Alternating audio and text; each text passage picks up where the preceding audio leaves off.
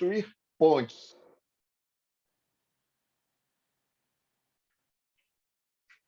Vez que foram necessárias para o desenvolvimento do nosso país chamado Brasil. Não obstante, o verberar da construção de pontes proporcionou a consolidação da democracia, do Estado Democrático de Direito, através da nossa Carta Política de 88, ecoando assim na eternidade, nos tempos odiernos, como um link de esperança em um futuro promissor. O seu verdadeiro acervo na história está atravessando o século XXI, proporcionando que os contornos façam com que a nossa nação possa respirar as cores de nossa bandeira, que traz o lema Ordem e Progresso. A sua impetuosidade, como a intempestividade, foram marcantes como um divisor de águas, onde a nossa primeira carta política foi totalmente subscrita e revisada por ele, demonstrando o seu denodo, não só no direito, mas, sobretudo, nas questões de patriotismo. A unção dos talentos o transformou em um polimata brasileiro, tendo se destacado principalmente como jurista, advogado, político, diplomata, escritor, filósofo, jornalista, tradutor e orador, em uma época cheia de controvérsias. Tornou-se um gênio na busca de uma dialética que pudesse fomentar os direitos e garantias individuais de uma sociedade justa e igualitária, dando aso sempre ao Estado Democrático de Direito. A Conferência de Haia, na Holanda, o tornou reconhecido como o Águia de Haia, tudo em prol de uma caminhada. Tudo em prol de como caminhava na esteira da construção, no construir pontes, pois o seu discurso incendiário defendeu o princípio da força do direito contra o direito da força. Ele defendeu o direito dos povos contra a força dos poderosos. Várias frases do nosso patrono estão famosas e reverberam de forma inconteste no momento atual do Brasil. A exemplo da Comissão Parlamentar da Covid, Operação Faroeste, dentre outros escândalos que feriram de morte o direito, pois se estivesse vivo, estaria a dizer: de tanto ver triunfar as nulidades, de tanto ver prosperar a desonra, de tanto ver crescer a injustiça, de tanto ver agigantarem-se os poderes nas mãos dos maus, o homem chega a desanimar-se da virtude, a rir-se da honra e a ter vergonha de ser honesto. O nosso patrono Rui Barbosa, que foi um grande baluarte de conhecimento e tecnicidade quando operava o direito. O IDM só tem a agradecê-lo pela lhaneza e legado deixado, onde as ações deste instituto procuram navegar numa escorreita caminhada de construções e pontes, no que tange ao conhecimento científico, navegando assim em mar de almirante e voando em céu de brigadeiro. Autor, Josemar Pereira Pinto. Muito obrigado, tenhamos um bom dia. Já estamos com o nosso palestrante, doutor Teles, Fernando Teles.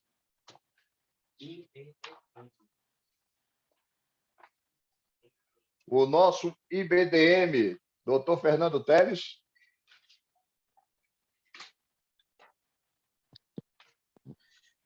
Presidente, por enquanto ainda não, mas já estamos em não? contato para poder ele entrar, tá bom? Ok. Aproveitando para fazer um breve comentário dessas palavras emocionantes e emocionadas que o senhor acabou de falar acerca desse ilustre, insigne baiano, que, sem nenhuma dúvida, representou o Brasil no mundo e hoje é um dos 10 juristas mais reconhecidos do mundo. Não estou falando do Brasil, não, estou falando do mundo. E na Bahia se produz grandes juristas, na Bahia se consegue fazer coisas que dificilmente em outros estados conseguem, pela criatividade, pelo acolhimento. E é algo, coronel, que o senhor, amigo, comandante, mestre, e presidente faz com muita maestria. Por isso foi merecedor e, sem nenhuma dúvida, faz jus e honra o título de cidadão baiano. Só tenho aqui a lhe desejar parabéns pelo grande sucesso que tem sido a trajetória do IBDM, que ganhou mais uma letrinha para ganhar o Brasil e que lá atrás pode ter sido visto como algo que não viria a produzir resultados e hoje já repercute no Brasil e no mundo.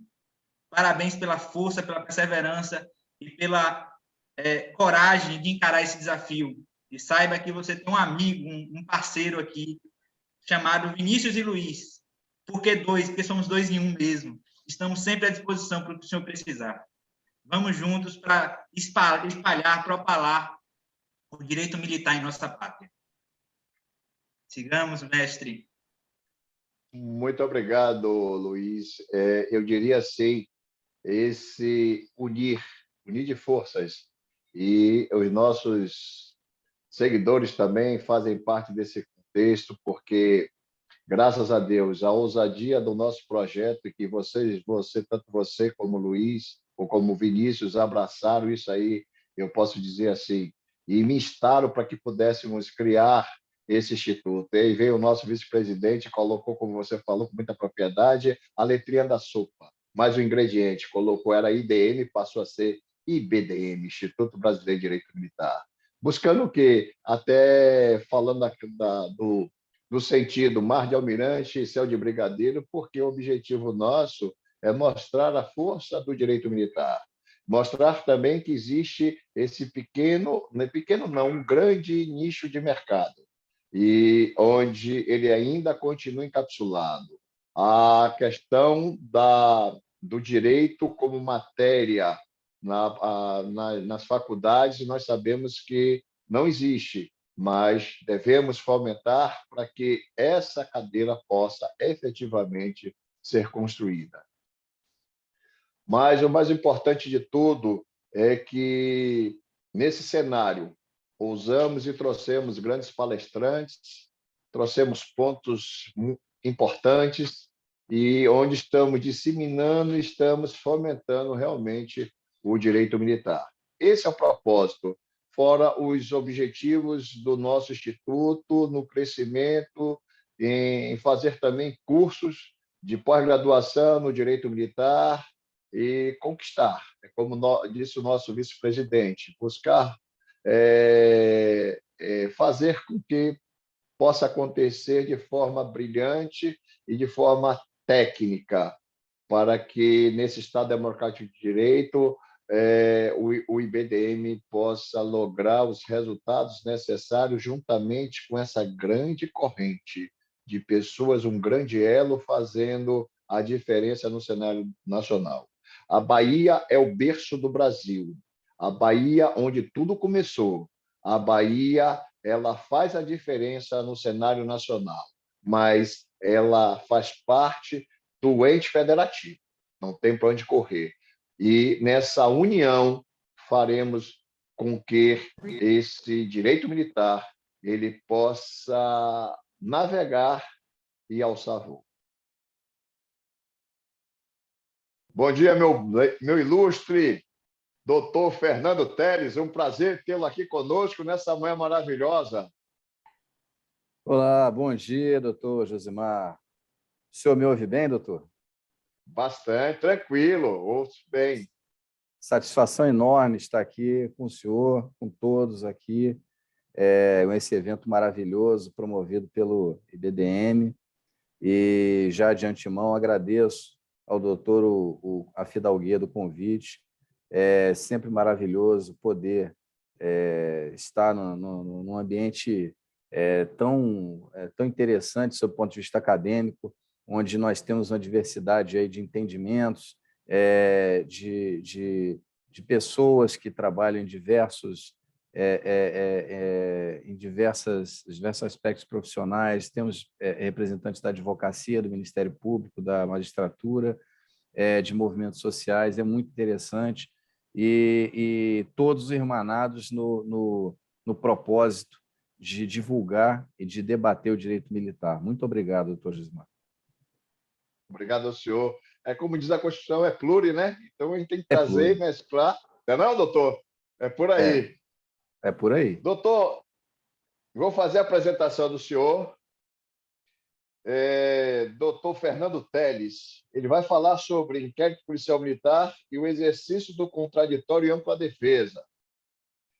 Currículo do doutor Teles. Major da Reserva não remunerada do Exército Brasileiro, promotor de Justiça Militar desde 11 de 6 de 2014, com lotação na primeira Procuradoria de Justiça Militar no Rio de Janeiro, integrante de Comissão de Controle Externo da Atividade de Polícia Judiciária Militar, no âmbito do Rio de Janeiro e Espírito Santo, professor de curso de pós-graduação em Direito Militar da Universidade do Estado do Rio de Janeiro, do CBEPJUR, da Verbo Jurídico e da Unisc, ex-professor de curso de pós-graduação em Direito Militar da Universidade Estácio de Sá, professor de cursos preparatórios para carreiras jurídicas, especialmente para o Ministério Público Militar e para a Justiça Militar da União, autor de artigos publicados na revista do Ministério Público Militar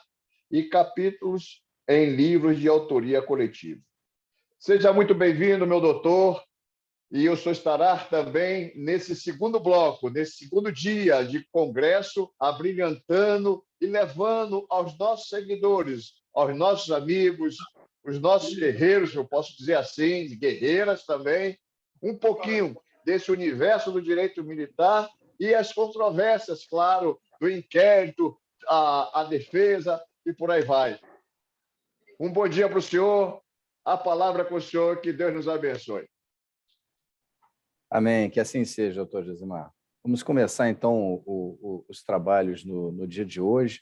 É sempre uma honra poder, na verdade, uma honra e uma responsabilidade enorme iniciar uma jornada, né? Porque, afinal de contas, nós já geramos uma expectativa grande por conta do início dos trabalhos, né? Um evento tão plural, um evento com representantes qualificadíssimos, né? Eu vi diversas pessoas conhecidas, amigos, amigas e pessoas da melhor estirpe em termos acadêmicos, em termos de profissionais do direito militar, e, naturalmente, isso gera uma responsabilidade enorme para mim. Então, a minha fala, mais ou menos, deve durar uns 20 minutos, e é uma responsabilidade grande falar sobre inquérito policial militar, porque, na verdade, juntamente com o auto de prisão em flagrante, são as duas formas tradicionais de ingresso de um fato no universo do direito penal militar e do processo penal militar, que é o seu instrumento. Então, são as formas tradicionais. Existem outras possibilidades, existem, né? Mas as duas principais formas são essas, né? E, na verdade, o próprio auto de prisão em flagrante, quando ele não gera de imediato a denúncia, então, muitas vezes, né, e até por força do nosso ordenamento jurídico constitucional, o flagranteado ele recebe a liberdade provisória, lhe é restituída a liberdade, e, naturalmente, aquele APF se torna uma peça de informação com a mesma natureza de um inquérito. Ele vai prosseguindo no diálogo entre Polícia Judiciária Militar e Ministério Público, seja em nível estadual, Ministério Público Estadual, em nível federal, Ministério Público Militar, e vai prosseguindo nesse diálogo, né, diligências e tudo, até que se forma uma justa causa para uma denúncia, ou chega o membro do Ministério Público à conclusão de que aquela investigação não vai gerar uma justa causa, um subsídio para a denúncia, então o membro ele requer o arquivamento. Pois bem, lembrando que ainda existe, embora seja controvérsia, existem já algumas vozes no sentido de seguir o rito do CPP após a lei anticrime, mas ainda existe o pedido de arquivamento do inquérito no âmbito castrense, né? Então, o Ministério Público pede o arquivamento e o juiz federal da Justiça Militar ou o juiz de direito, o juiz militar em nível estadual, ele vai acatar, por exemplo, esse pedido de arquivamento. Pois bem, então são as duas grandes formas de ingresso, né? Aqui nos interessa o inquérito policial militar. E aí já dizia Renato Brasileiro que o inquérito, né, e eu gosto sempre de citar o Renato, porque o Renato além de ser um colega muito querido, né, uma pessoa que praticamente unanimidade, né, em termos pessoais, né, uma pessoa de uma educação, de uma fidalguia enorme. Além disso, é um profissional de escola e é uma grande referência no direito processual penal brasileiro, né? E ele também é promotor de justiça militar em São Paulo. Então, eu gosto sempre de citar Renato, porque Renato tem esse diálogo com o processo penal comum. E Renato Brasileiro sempre diz, fala de uma diferença importante, né? O inquérito ele não é processo administrativo, a natureza jurídica dele não é de processo administrativo, é procedimento, né? Então, por ser procedimento, ele não é um fim em si mesmo, né? Ele instrumentaliza, ele carrega em si informações. Ele é peça de informações, é um conjunto de peças de informação, né? Que irão subsidiar, né, o Ministério Público, lá como dominus litis, né, como titular da ação penal, para a propositura ou não de uma ação penal, no caso aqui, uma ação penal militar. E essa natureza jurídica, ela gera algumas consequências, né? E é muito importante a gente ter em mente, né, que, por não ser um fim em si mesmo, por levar em si apenas informações, por não ser processo administrativo e sim procedimento, né? Ele tem algumas consequências, algumas características, né? E aqui, já pontuando o primeiro aspecto, que é a questão do contraditório, o primeiro aspecto importante é que o inquérito policial militar ele não tem natureza contraditória, né? Então, isso naturalmente existem muitas vozes na advocacia, principalmente, aduzindo que o inquérito deveria ter uma natureza contraditória, né? Ora, para que tivesse uma natureza contraditória, eu precisaria ter alguém para promover a dialética entre essas duas partes. Eu coloco entre aspas porque fala-se muito de partes e fala-se de partes na teoria geral do processo, relativamente ao processo em si, não uma fase pré-processual. Então, para isso, né, para que houvesse um contraditório, eu deveria ter um gestor desse... aí sim seria um processo administrativo, né? Uma autoridade que viesse a pontuar, né, questões de parte a parte, promover essa dialética. E aí, naturalmente, como estamos tratando de Estado, persecutor deveria ser também um juiz.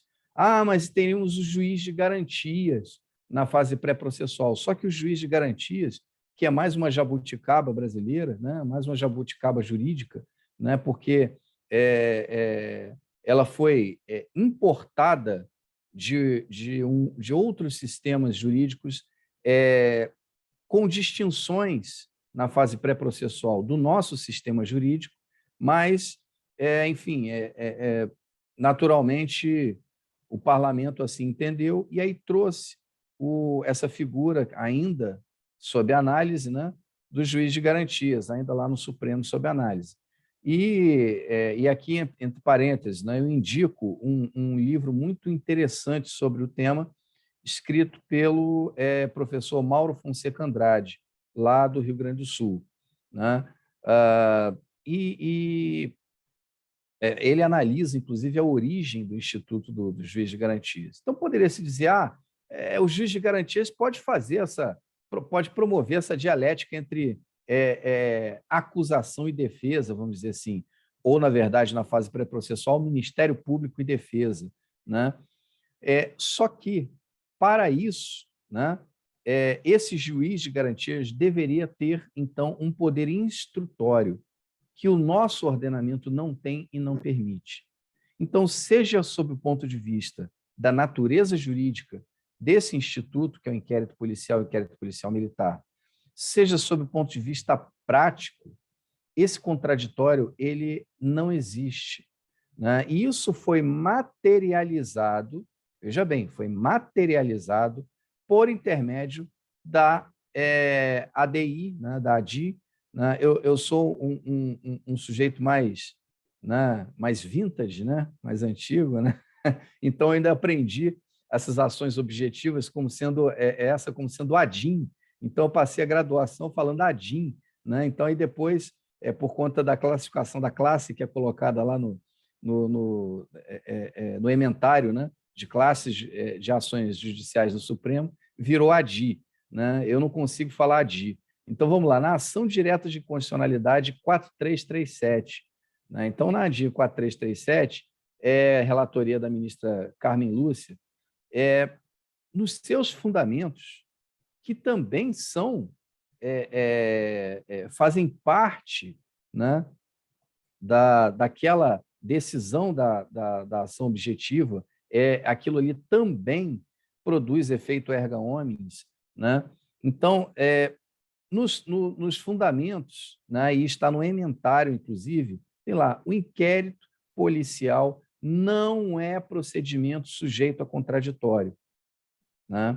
Então, somente se o legislativo, em sede possivelmente até de norma constitucional, viesse a estabelecer algo diverso.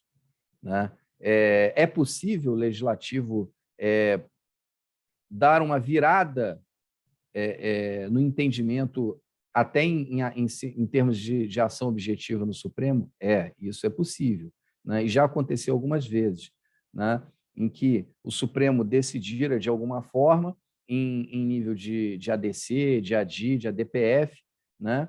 E o parlamento depois, o legislativo, veio a enunciar uma norma, né, até mesmo em nível constitucional, em sentido contrário, dando a mensagem ao Supremo de que a sociedade, né, porque são representantes da sociedade, a sociedade não desejava aquela decisão daquela forma. Então, hoje o que nós temos é isso. Né? E seria um problema de ordem prática enorme tornar contraditório o inquérito policial militar. Porque, afinal de contas, por que existe, então, o inquérito se haveria o contraditório? Para que existiria depois um processo, então? Então, faz-se uma coisa única. Né? Junta-se aqueles indícios ali, de qualquer forma, de qualquer sorte, e aí faz-se uma coisa única, não sei. Né? É uma coisa muito esquisita pensar em contraditório em nível de inquérito, pelo menos da forma que alguns assim aduzem. Né? Entretanto, já aqui a ingressar na segunda parte, já estou no 11º minuto da minha fala, vou ingressar na segunda parte do meu objetivo aqui, né? Já falando da ampla defesa, né, no inquérito policial militar, tanto quanto no inquérito policial, aí é um pouco diferente. Né? Por quê? O investigado, o indiciado, né? E aqui eu volto também a fazer uma diferença, né? E isso é algo que deve ser mencionado, porque, por exemplo, há uns 6 meses, né, eu, numa investigação, um advogado, né, eu determinei que fosse feita a oitiva de uma oficial, né, na condição de investigada. Né? É bom dizer, vale dizer, que o Ministério Público não determina o indiciamento de ninguém e não pode fazê-lo, porque o indiciamento é um ato privativo da autoridade de polícia judiciária, seja delegado de polícia, seja encarregado do IPM. O Ministério Público não tem o poder de determinar o indiciamento, né? Cada um no seu quadrado, no seu lugar. Então, eu determinei que fosse a oficial ouvida como investigada, porque algumas vezes existe o equívoco por parte da autoridade militar e ouve-se alguém que tem uma natureza de investigado, de, entre aspas, suspeito ou suspeita, né? Ouve-se como testemunha com o cumprimento de dizer, com a obrigação, né? O dever de dizer a verdade, né? E, no entanto, incorre-se com isso, né, em uma irregularidade, e aquele termo de depoimento, ele, inclusive, torna-se imprestável para fins de justa causa, porque ele foi feito com um erro procedimental, né? E aí tem que se mandar ouvir de novo a pessoa, etc. Então, eu requisitei a oitiva na qualidade de investigada, e o advogado impetrou o HC contra a minha pessoa, dizendo que eu tinha determinado o indiciamento e que é ato privativo de delegado, de encarregado de inquérito. E perdeu esse HC, porque, de fato, existe uma diferença do indiciamento, que é o grau maior, né, para um grau menor, que é a qualidade de investigado, em que a densidade dos indícios ainda é relativamente fraca, mas existem indícios ainda. Tanto que a investigação em desfavor daquela pessoa, né, para desvelar aquele fato, ele está em andamento, né? Então, ele objetivou ali, não queria o trancamento do inquérito, mas objetivou o desindiciamento, que não conseguiu, não prosperou. Então, vamos lá. A questão da ampla defesa, ela ocorre de maneira diferente. O investigado, o indiciado, né, ele tem em seu favor, né, todos os meios de defesa inerentes ao direito brasileiro, né? Observe, não ter o contraditório não obsta que o advogado, ou até que o próprio investigado, o indiciado, na ponte própria, tome providências em favor de sua defesa. Então, eu digo sempre, né, a atuação do advogado na fase pré-processual é essencial, por vários motivos, e eu posso enumerar alguns aqui. Primeiro, legitima a investigação. Existem alguns comandantes ainda com uma visão vetusta, uma visão atrasada, uma visão de meio de século passado, que o advogado é inimigo da força, que o advogado ele é um elemento deletério à força, né? Seja ela qual for, força dita auxiliar ou força singular, força armada, né?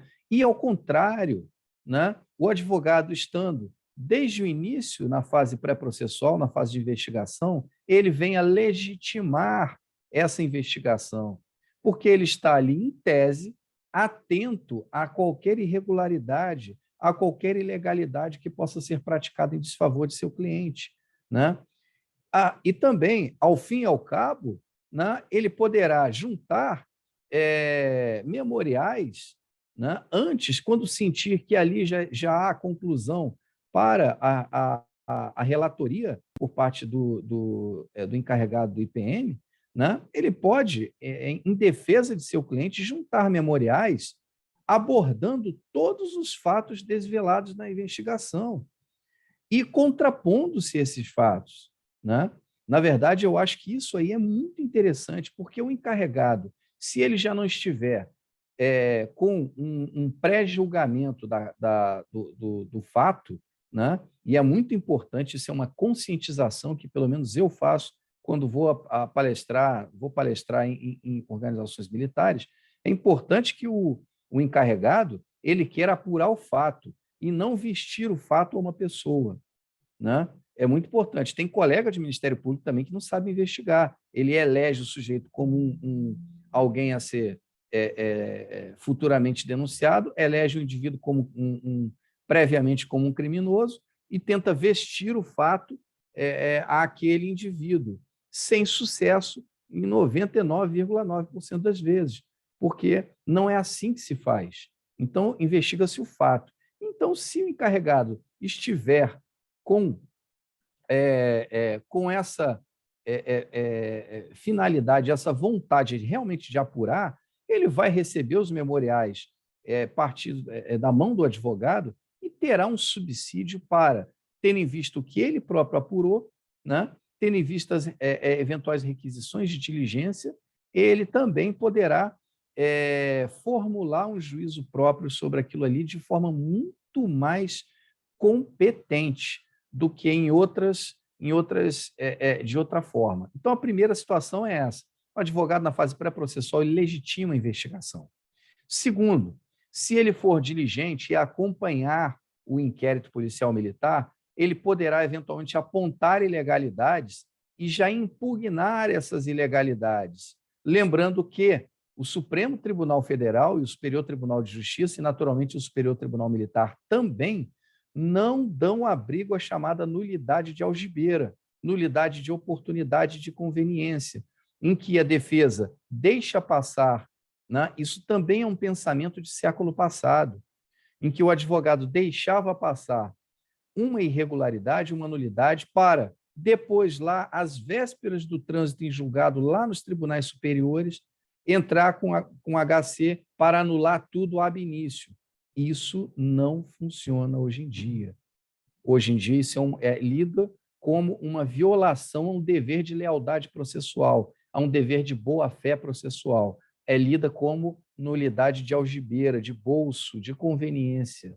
Tá? E isso não tem abrigo na atual jurisprudência dominante desses tribunais. Então, é importante a visão do advogado em fase pré-processual para que, ocorrendo uma irregularidade, e aqui é complicado falar-se em nulidade em inquérito também, mas isso seria tema para uma outra fala minha, uma irregularidade, uma ilegalidade podem ser levantadas pelo advogado. E aí não há que se dizer depois que é uma alegação extemporânea. Pelo contrário, né, ele poderá ratificar essas alegações sucessivas vezes até que o tribunal, se for o caso, venha reconhecer e anular, inclusive recebimento de denúncia. Então, é importante por esse segundo aspecto também. Né? E importante sobre um terceiro aspecto, de que a participação do advogado como um indivíduo dotado de capacidade técnica é essencial para orientar tanto o seu cliente, investigado, indiciado, quanto até o próprio encarregado de inquérito. Quantas vezes já vi advogados juntando requerimentos aos autos, né, para até sugerindo, né, mudanças de rumo, porque aquele rumo, na verdade, geraria uma ilegalidade. Então, é muito importante. Ele é um grande fiscal também, né, dessa regularidade da fase pré-processual. E para fechar, né, esse entendimento da ampla defesa no inquérito, né, embora o inquérito ele não tenha contraditório, né, nada obsta, e eu acho extremamente recomendável que, se tratando de perícias, né, avaliações, às vezes exames, não, mas um auto de avaliação, isso pode ser impugnado, o valor pode ser impugnado depois, mas uma perícia, por exemplo, uma reprodução simulada, né, uma perícia, um incidente de sanidade mental do indiciado, do investigado, né, um exame desse teor, com essa importância. Os exames, avaliações e perícias são atos efetivamente instrutórios da ação penal. Via de regra, não são repetidos. Então, eles têm um contraditório diferido. Né? Apesar disso, eu acho muito importante que o encarregado, né, notifique o investigado, se já não tiver defesa presente, notifique o investigado para que, assim desejando, ofereça quesitos para essa perícia, já na fase pré-processual.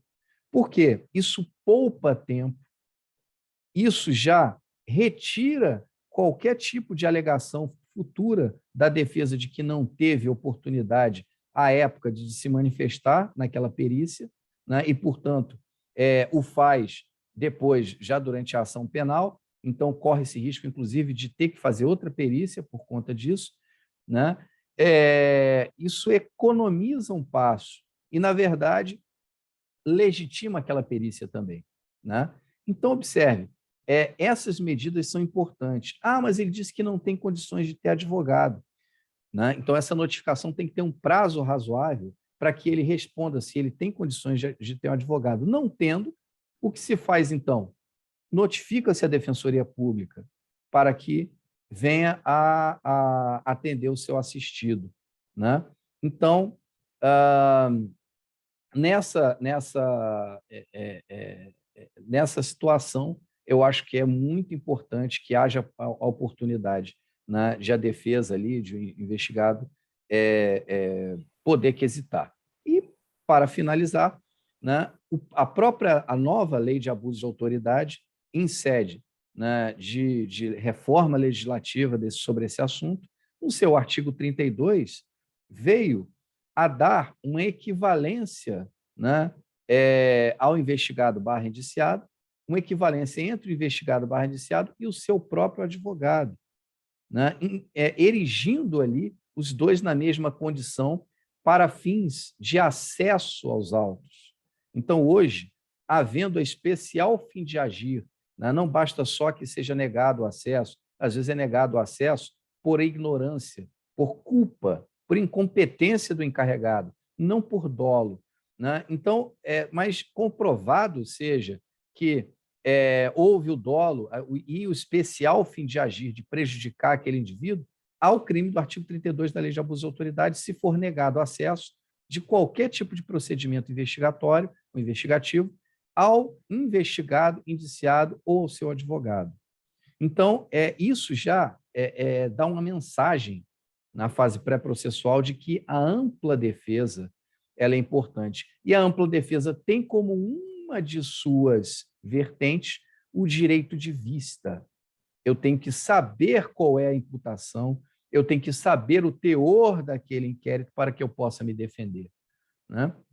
Então, essa é na verdade, é a abordagem que eu entendo necessária sobre esse binômio contraditório e ampla defesa em sede de inquérito. Lembrando que não existe defensor ad hoc, não existe, isso é uma bizarrice, isso aí, inclusive, é ilegal, né? Não se pode nomear, mas aqui para assistir o sargento aqui, vamos nomear um tenente como seu defensor.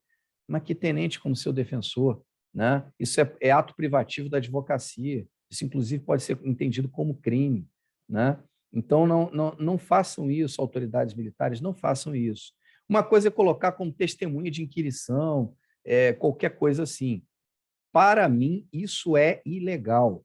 O tenente ali, o capitão, o major, ele não tem autorização legal para ser defensor de ninguém.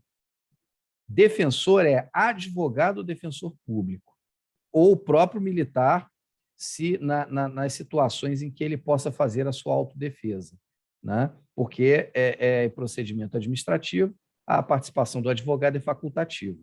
A súmula vinculante, inclusive, em relação a isso, tá? Mas, sinceramente, né, defensor ad hoc, para mim, tem validade tanto quanto eu fazer uma sentença. Para mim, é ato inexistente, né? Então, inclusive, digo mais, o mero aconselhamento, né, de um defensor ad hoc, ele também é ato privativo da advocacia. Então, tem que ter cuidado com isso, né? Cada um no seu quadrado, né?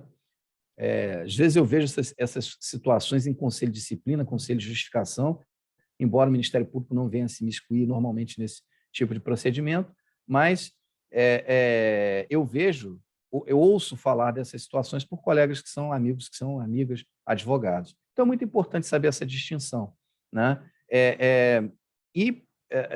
Também, né, aquilo que vem, né, eventualmente, de outro tipo de peças de informação, também, quando materializados no seu inquérito, também devem sofrer essa mesma abordagem no que tange a contraditório em ampla defesa. Lembrando, então, que não existe contraditório, mas nada obsta, e eu acho fortemente recomendável que se abra vista quando o ato for efetivamente instrutório da ação penal, que é o caso das perícias, avaliações e exames, pelo menos aqueles que são mais importantes, mais densos, né, em que seria importante a visão do próprio investigado, né, dele dizer, não, reprodução simulada, não, eu não estava aqui, eu estava ali, e tem uma câmera ali que pode corroborar o que eu estou a dizer, né? E quanto à ampla defesa, é evidente que isso é possível, tá? Então, doutor Josimar, até me excedi aqui em 5, 6 minutos aí da minha fala. Eu agradeço a oportunidade, né? As perguntas, certamente, eu aqui de canto de olho estou vendo algumas perguntas aqui no nosso chat, e é inviável, às vezes, responder a todas, mas eu terei o maior prazer em atender em uma outra oportunidade, ou até no meu Instagram, né? Se o senhor me permitir, doutor, eu vou aqui falar o meu Instagram. Fique à vontade. Né? Fique à vontade. @fteles, né? Fteles, então Fox, Tango, Eco, Lima, Eco, Sierra, Rio, Romeu, Índia, Ômega, né? Então, perdão, Oscar. Então, Fteles Rio, tá? Fteles Rio, é o meu Instagram. Ali, sempre é um Instagram profissional, então sempre coloco algumas questões interessantes, coloco coisas do dia a dia profissional, inovações legislativas, coisas que eu vou pontuando ali conforme eu tenho a possibilidade em virtude dos compromissos que eu tenho, né? Eu não tenho assessoria para isso, não tenho nada, sou eu mesmo que faço, e então mas se quiserem me dar a honra de serem seguidores lá, também não ganho nada com isso, realmente, mas será um prazer receber a todos lá. Obrigado, doutor Josimar. Nós é que agradecemos excelentes palestras e muitas dúvidas, muitas perguntas, efetivamente. Estaremos também encaminhando para o senhor, certo? Aquela coisa assim, o Congresso ele vem, mas a gente quer abrir o espaço também, mas tem uma questão do tempo e tudo. Mas, assim, vamos pensar também outra maneira do próximo, como é que a gente vai pontuar isso aí. Mas, como o senhor disse, assim, mas bastante esclarecedora a maneira que o senhor passou, com muita propriedade, esse alastério que tem da ampla defesa, né? Facilitando, e aquela coisa assim, você tem que estar inscrito na ordem dos advogados. Se não tiver, você não tem capacidade nem legitimidade para o exercício, o munus da advocacia. Ponto. Então, não adianta nomear. Antes da Constituição, bacharel em Direito. Eu poderia defender por ser militar? Eu poderia defender? Sim. Hoje, não. Hoje você tem que estar inscrito na ordem. Um abraço. Acabou. É por aí. E pode rechaçar isso tranquilamente. Está de luto, vou lá, rechaço, não está escrito na ordem, acabou, um abraço. Já foi. Mas exatamente. Parabéns. Brilhante palestra. E o IBDM só tem que agradecer, e teremos para o ano outro congresso, e gostaria de contar com a participação do senhor mais uma vez. Será uma honra. Muito obrigado, doutor Josimar. Obrigado ao IBDM por essa gentileza enorme, essa lembrança da minha pessoa, né? E agradeço ao senhor, a todos da sua equipe que entraram em contato comigo, enfim, deixo um abraço forte a todos aqui presentes, e que Deus abençoe a todos. Obrigado. Amém. Sem mais delongas, e parabenizando o doutor Fernando pela espetacular oportunidade de ouvi-lo, eu inicio o chamamento do mestre, do querido amigo, o Coronel Josemar. Ele, cujo nome precede a fama, que não precisaria de qualquer apresentação, mas ainda assim, em nome da forma, a gente vai fazer. Bacharel em Direito pela Universidade Católica de Salvador, tem o curso de Operações Especiais pela Polícia Militar de São Paulo, de 91, sinotecnia na Polícia Militar de Rondônia, em 94, pós-graduação em Direito Público pela Unifax, em 2008, pós em Ciências Criminais, em 2009, pós em Direito Militar pela Prominas e Normas Constitucionais em 2010, e ele, que é cidadão baiano, reconhecido pela Assembleia Legislativa no ano de 2014, além de ser ganhador do prêmio de Boas Práticas pelo governo do Estado da Bahia. Prêmio este que lhe foi concedido em primeiro lugar. Mestre, a palavra é do senhor. Muito obrigado, meu nobre Luiz. Falar do tema de municipalização da segurança pública, nós sabemos que há um ingrediente, né? Hoje, principalmente os municípios que já estão avançando com sua guarda municipal, e aí aquele ingrediente, mesmo que não tenha uma normatização, somente com aquele objetivo de proteger os bens patrimoniais públicos, mas não tem o caráter no sentido de polícia. Mas aí é que eu venho falando, se lá tem no artigo 301 que o cidadão pode prender em flagrante, o agente público tem a obrigação. E aí? O poder de polícia não vai ser exercido naquele momento? A voz de prisão não vai ser dada? Vai para o CPP 240, você vê lá, fundada suspeita. Ele é um agente. E, por ser agente, deverá agir em prol do quê? Do município, para que a paz social e o Estado Democrático de Direito possa efetivamente ser exercido. Aí, essas considerações iniciais, eu gostaria, Luiz, que você colocasse aí meus slides, por favor. A gente vê uma dicotomia entre uma força e outra força, uma APC, uma civil. Às vezes eu faço a atividade deles, às vezes eles fazem a minha atividade. E aí a gente precisa de uma normatização, como está esposado na própria Constituição, minha missão é essa, eu tenho que cumprir ela, certo?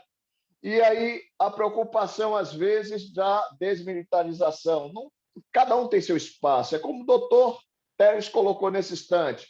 Tem um espaço para o advogado se pronunciar, fazer os seus memoriais, colocar. Então, cada um tem seu espaço e eu vejo assim, é um concentrar de esforços para que aquele capítulo que diz lá no 144, segurança pública é um dever do Estado, responsabilidade. Não é só o Estado que tem obrigação, nós, como cidadãos, temos também a obrigação de fazer acontecer essa atividade.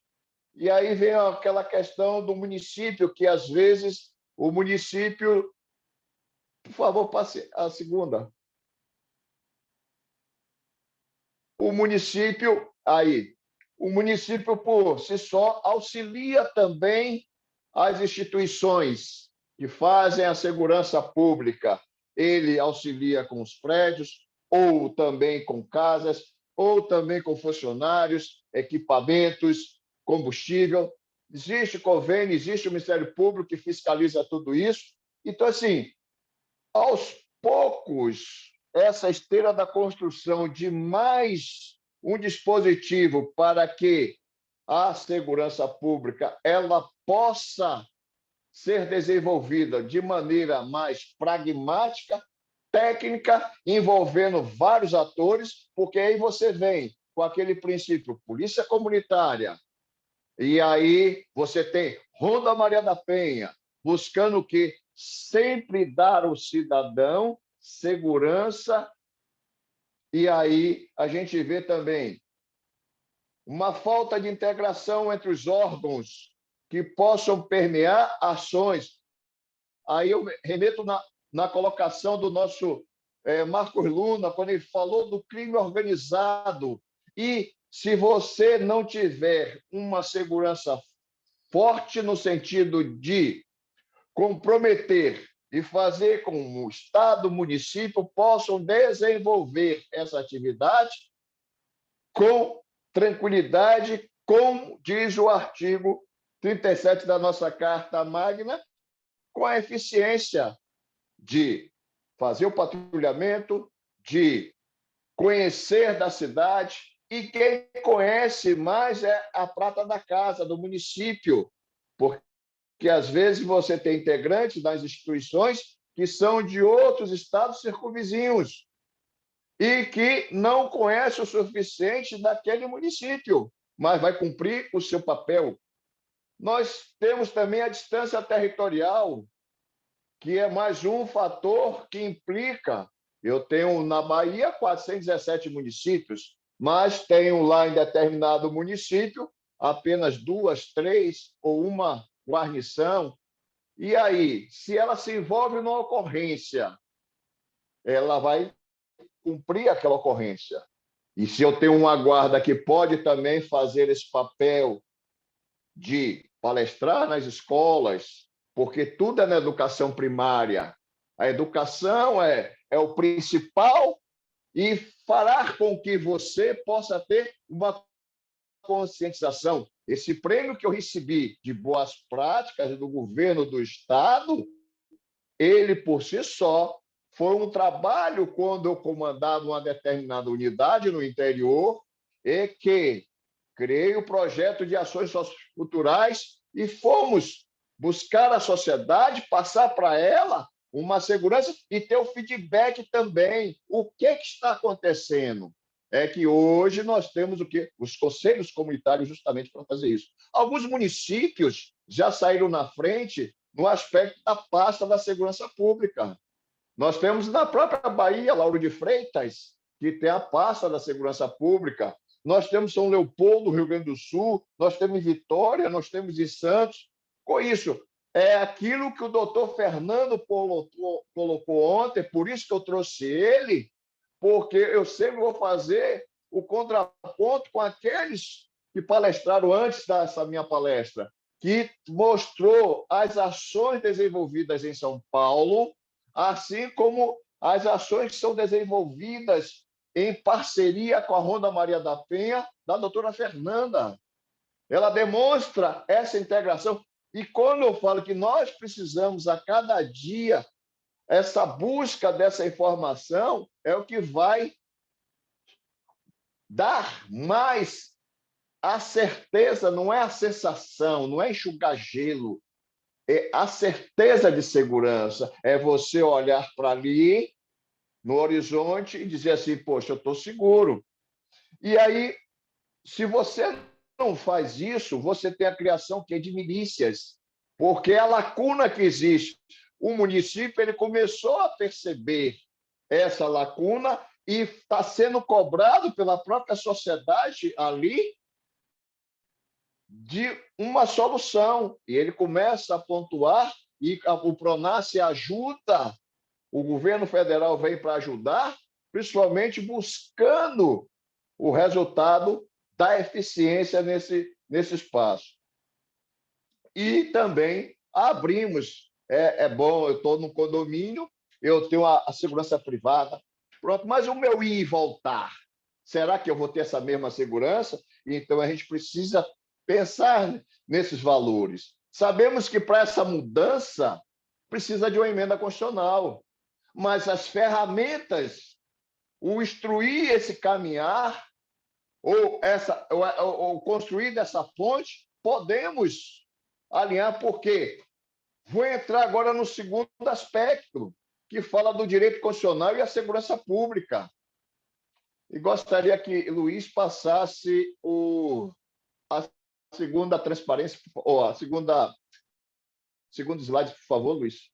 Então, ele diz lá assim, no capítulo 1, no título 2, do artigo 5º, dos direitos e garantias individuais. Ele trouxe o quê para a gente? A segurança como um dos elementos essenciais à corporificação do Estado Democrático de Direito. Ele diz lá, tem que ter segurança pública, tem que se buscar isso. E eu tenho um capítulo que fala sobre isso, mas eu tenho órgãos que podem fazer com maestria e eficiência, e colocar pessoas certas que conheçam da problemática, que conheçam dessa matéria.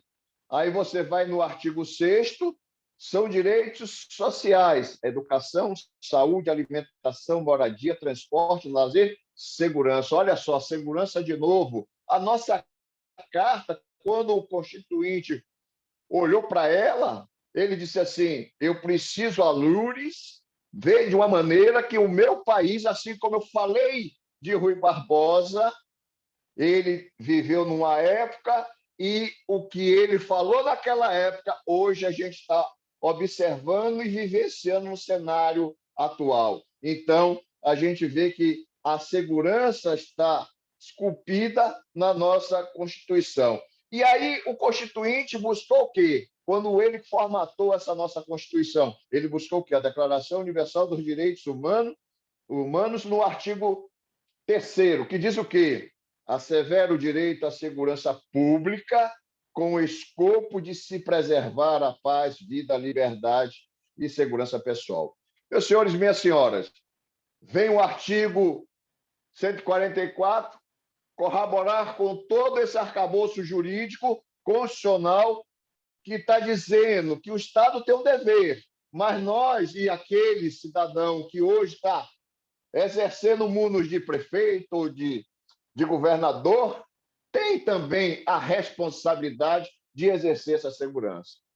E aí vem o parágrafo 8º, que fala sobre as guardas municipais. E aí, nesse parágrafo, o legislador, naquela época, timidamente, deixou para que, a posteriori, essa situação fosse equacionada. E ela, aos pouquinhos, é aquele ingrediente do bolo. A gente vai vendo que não nos moldes da instituição militar, mas sim do cidadão, sempre buscando esse lado do cidadão. Pode ser armado, pode ser desarmado. Hoje já caiu por terra aquele impeditivo que tinha, você só constitui a guarda municipal se você tiver não sei quantos habitantes para ser armado. Já caiu por terra, já tem decisão no STF que diz assim: se você colocar um só, você pode armar ele.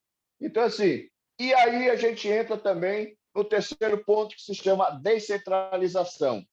Vamos ver como é que essa descentralização se dá na nossa Carta Magna e dá autonomia aos municípios, para que eles possam não só conduzir esse processo. E a gente vê que a administração tem a transparência de responsabilidade e competências, o governo federal para os periféricos, a economia relacionada aos conceitos de desregulamentação e privatização e planejamento também. E sempre a gente busca quem? Sempre o cidadão para o melhor.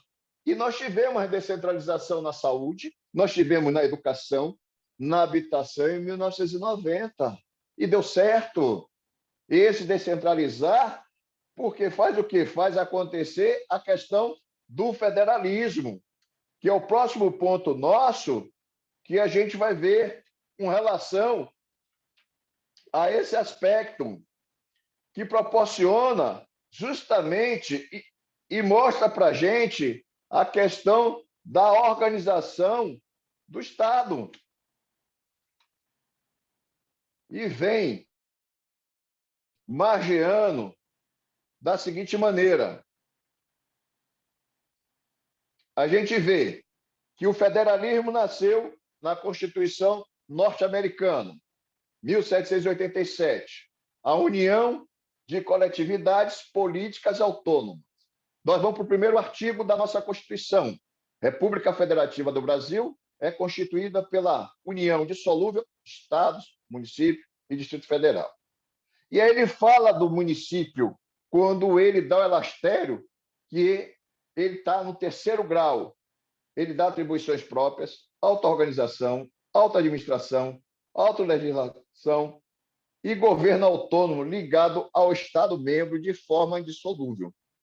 O município ainda tem a capacidade de que é uma pessoa jurídica de direito público interno e com tal dotada de capacidade civil plena para exercer direitos e contrair obrigações em seu próprio nome, respondendo por todos os atos dos seus agentes. Artigo 37, parágrafo 6º.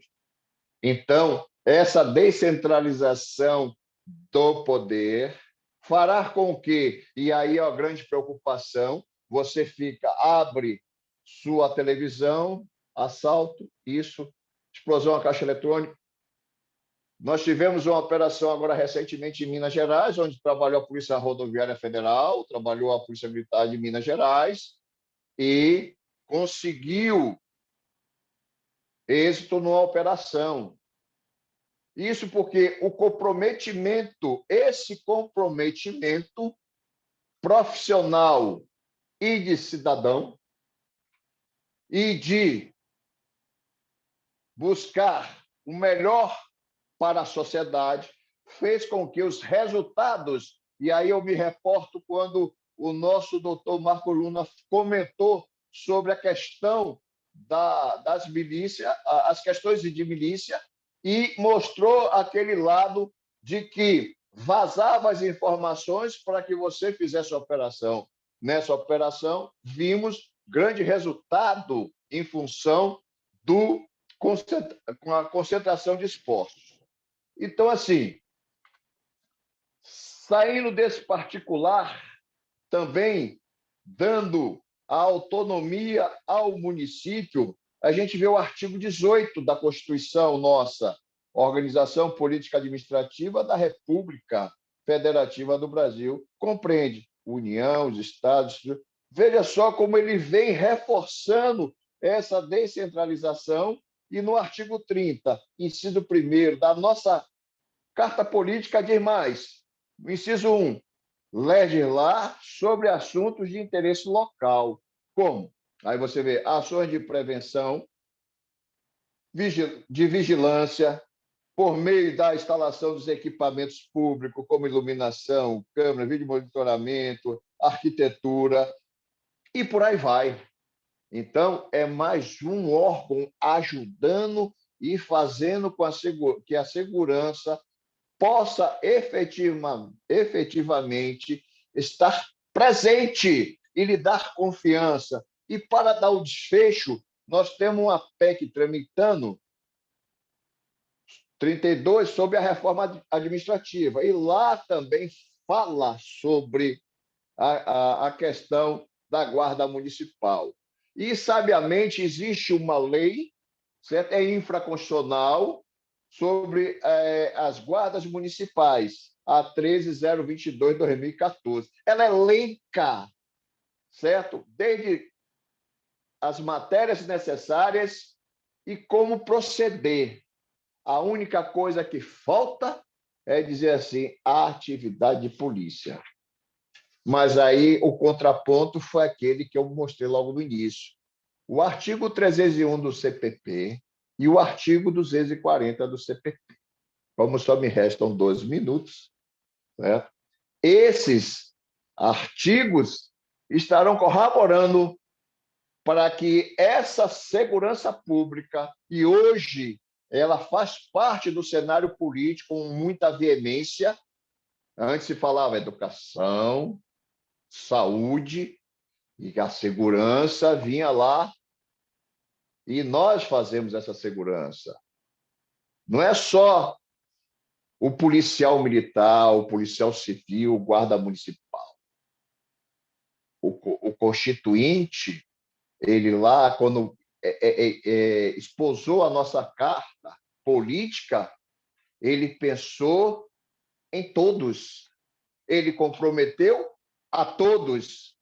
E a Loures, ele disse assim, espero que vocês façam com que não é só a coisa fria da lei, mas os resultados que virão através da coesão de vocês em busca de uma segurança efetiva.